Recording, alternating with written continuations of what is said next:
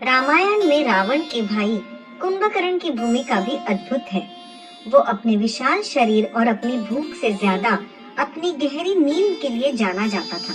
माना जाता है कि राक्षस वंश का होने के बावजूद कुंभकर्ण बुद्धिमान और बहादुर था। उसकी ताकत से देवराज इंद्र भी ईर्ष्या करते थे। एक बार रावण, कुंभकर्ण और विभीषण एक साथ ब्रह्मदेव की तपस्या कर रहे थे। उनकी तपस्या से प्रसन्न होकर ब्रह्मा ने उनसे वर मांगने के लिए कहा। वहीं दूसरी ओर इंद्र को डर था कि कुंभकर्ण वरदान में कहीं स्वर्ग का सिंहासन न मांग ले। इस बात से डरकर इंद्र ने माँ सरस्वती से कुंभकर्ण के वरदान के बारे में अपनी चिंता व्यक्त की।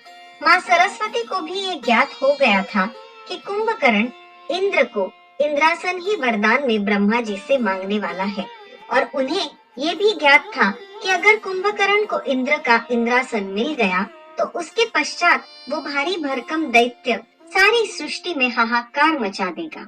फिर माँ सरस्वती ने इंद्र की चिंता को समझते हुए उसी क्षण कुंभकर्ण की जीभ बांध दी, और तभी ब्रह्मा जी ने कुंभकर्ण से पूछा, तुम्हें क्या वर चाहिए?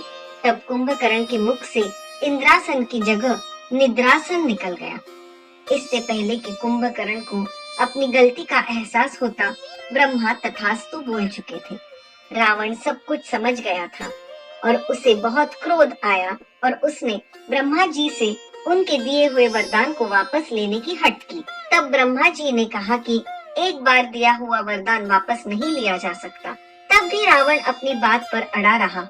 फिर रावण द्वारा बार बार हट करने पर ब्रह्मा जी ने कहा कि हे वत्स, मैं अपना दिया हुआ वरदान तो वापस नहीं ले सकता, लेकिन वरदान की शक्ति को क्षीण करके उसके असर को जरूर कम कर सकता हूँ। इससे कुंभकर्ण 6 माह सोएगा और 6 माह तक जागता रहेगा।